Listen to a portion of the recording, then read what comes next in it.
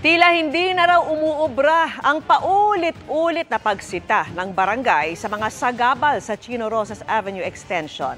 Kaya hihilingin nilang mabigyan ng kapangyarihang manikip. Nakatutok si Rafi Tima.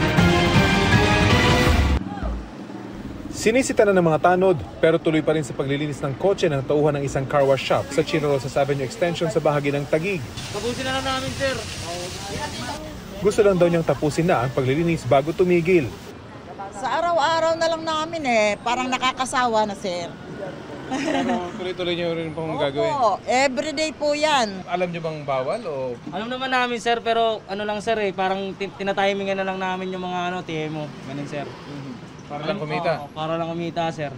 Walang kapangyarihang manikit ang mga tanod ng Barangay Fort Bonifacio, kaya siguro nila walang takot ang mga pasaway. Isasuggest namin sa mga council na magkakaroon ng seminars para po sa paninikit. Hindi po yung mamaya-maya alis, mamaya balik.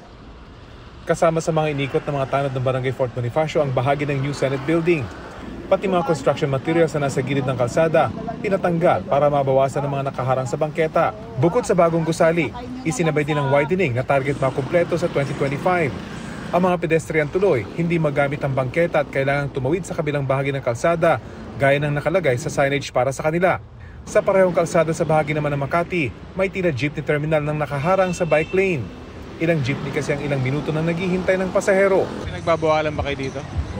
Masyado, kapag wala naman traffic, wala naman po. Pero pag nagkaka-traffic po, maalis naman po. Medyo maluwag sila, parang gano'n. Maluwag naman po sila. Itinanggi ng Barangay Magallanes na pinapayagan silang maghintay ng matagal sa bahaging ito ng Chino Rosas Avenue Extension kapag maluwag ang trapiko. Pinapalis daw sila kahit walang trapiko dahil hindi naman ito terminal. Nagkataon lang daw siguro na nasa ibang lugar ang mga nagbabantay sa traffic, kaya nakalusot ang mga jeepney driver na ito. Para sa GMA Integrated News, Rafi Tima, nakatutok, 24 oras.